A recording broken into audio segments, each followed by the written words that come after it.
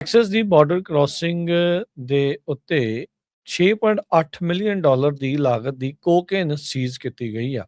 ਕਹਿੰਦੇ ਵੀ ਇਹ ਇੱਕ ਟਰੈਕਟਰ ਟ੍ਰੇਲਰ ਟਰੱਕ ਦੇ ਵਿੱਚ ਆ ਰਹੀ ਸੀ ਤੇ ਦੱਸਿਆ ਇਹ ਗਿਆ ਸੀਗਾ ਵੀ ਟਰੱਕ ਦੇ ਵਿੱਚ ਫਰੈਸ਼ ਫਲਾਵਰਸ, ਰੋਜ਼ ਫਲਾਵਰਸ ਜਿਹੜੇ ਆ ਕਹਿੰਦੇ ਵੀ ਉਹਨਾਂ ਨੂੰ ਟਰਾਂਸਪੋਰਟ ਕੀਤਾ ਜਾ ਰਿਹਾ ਆ।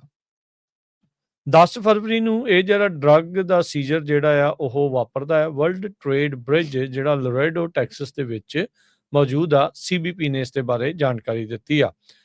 ਸੀਬੀਪੀ ਨੇ 500 ਪਾਉਂਡ ਜਿਹੜੀ ਕੋਕੇਨ ਆ ਕਮਰਸ਼ੀਅਲ ਡਰੱਗ ਜਿਹੜਾ ਹੌਲ ਕਰ ਰਿਹਾ ਸੀ ਫਲਾਵਰ ਟੈਕਸਸ ਦੀ ਬਾਰਡਰ ਕ੍ਰਾਸਿੰਗ ਦੇ ਵਿੱਚ ਜਦੋਂ ਆ ਰਹੇ ਸੀ ਉਦੋਂ ਉਹਨਾਂ ਨੇ ਫੜਿਆ। ਕਹਿੰਦੇ ਵੀ ਇਨਸਪੈਕਸ਼ਨ ਕੀਤੀ ਗਈ ਤਾਂ 211 ਪੈਕੇਜ ਜਿਨ੍ਹਾਂ ਚ 516.76 ਪਾਉਂਡ ਜਿਹੜੀ ਕੋਕੇਨ ਆ ਉਹ ਇਸ ਸ਼ਿਪਮੈਂਟ ਦੇ ਵਿੱਚ ਸੀਗੀ, ਜਿਹਦੀ ਮਾਰਕੀਟ ਵੈਲਿਊ ਤਕਰੀਬਨ 6.8 ਤੋਂ 7 ਮਿਲੀਅਨ ਦੀ ਲਾਗਤ ਦੀ ਜਿਹੜੀ ਉਹ ਬਣਦੀ ਹੈਗੀ ਆ। ਸੋ ਹੋਮਲੈਂਡ ਸਿਕਿਉਰਿਟੀ ਇਨਵੈਸਟੀਗੇਸ਼ਨ ਦੇ ਸਪੈਸ਼ਲ ਏਜੰਟਸ ਇਸ ਦੀ ਜਿਹੜੀ ਜਾਂਚ ਆ ਉਹ ਹੁਣ ਕਰ ਰਹੇ ਹੈਗੇ ਆ। ਸੋ ਵਰਲਡ ਟ੍ਰੇਡ ਬ੍ਰਿਜ ਦੇ ਵਿੱਚ ਪਹਿਲਾਂ ਵੀ ਇਸ ਲੋਰੇਡੋ ਵਾਲੇ ਸੈਕਟਰ ਦੇ ਵਿੱਚ ਅਕਸਰ ਹੀ ਜਿਹੜੀ ਡਰੱਗ ਸਮਗਲਿੰਗ ਕਰਨ ਦੀ ਜਿਹੜੀ ਕੋਸ਼ਿਸ਼ ਕਰ ਰਹੇ ਹੁੰਦੇ ਆ ਉਹ ਲੋਕ ਇਦਾਂ ਫੜ ਹੁੰਦੇ ਆ। ਸੋ ਮੈਨੂੰ ਲੱਗਦਾ ਵੀ ਵੈਲੈਂਟਾਈਨ ਡੇ ਆ ਰਿਹਾ ਸੀ, ਸੋ ਫਲਾਵਰ ਆਉਣੇ ਸੀਗੇ ਇੱਧਰ ਤੇ ਉਹਦੇ ਵਿੱਚ ਹੀ ਕਹਿੰਦੇ ਵੀ ਚੱਲ ਕੋਕਨ ਵੀ ਨਾਲ ਘਲਾ ਦਿੰਦੇ ਆ। ਪਰ ਕਹਿ ਲਓ ਵੀ ਏਜੰਟਸ ਦੀ ਜਿਹੜੀ ਮੁਸ਼ਤੈਦੀ ਆ, ਇਨਸਪੈਕਸ਼ਨਸ ਸਖਤ ਜਿਹੜੀਆਂ ਹੋਣ ਦੇ ਕਰਕੇ ਇਹ ਜਿਹੜੀ ਕੋਕੇਨ ਆ ਜਿਹਨੇ ਆ ਕੇ ਕਮਿਊਨਿਟੀਜ਼ ਦੇ ਵਿੱਚ ਲੋਕਾਂ ਦਾ ਨਿਘਾਰ ਹੀ ਕਰਨਾ ਸੀ ਉਸ ਨੂੰ ਸਮੇਂ ਸਿਰ ਹੀ ਫੜ ਲਿਆ ਗਿਆ ਹੈ। ਟੈਕਸਸ ਦੀ ਬਾਰਡਰ ਕ੍ਰਾਸਿੰਗ ਦੇ ਉੱਤੇ 6.8 ਮਿਲੀਅਨ ਡਾਲਰ ਦੀ ਲਾਗਤ ਦੀ ਕੋਕੇਨ ਸੀਜ਼ ਕੀਤੀ ਗਈ ਆ।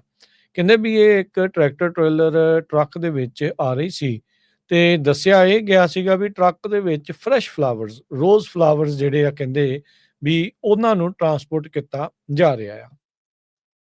10 ਫਰਵਰੀ ਨੂੰ ਇਹ ਜਿਹੜਾ ਡਰੱਗ ਦਾ ਸੀਜ਼ਰ ਜਿਹੜਾ ਆ ਉਹ ਵਾਪਰਦਾ ਹੈ। ਵਰਲਡ ਟ੍ਰੇਡ ਬ੍ਰਿਜ ਜਿਹੜਾ ਲੋਰੇਡੋ ਟੈਕਸਸ ਦੇ ਵਿੱਚ ਮੌਜੂਦ ਆ। ਸੀਬੀਪੀ ਨੇ ਇਸ ਦੇ ਬਾਰੇ ਜਾਣਕਾਰੀ ਦਿੱਤੀ ਆ।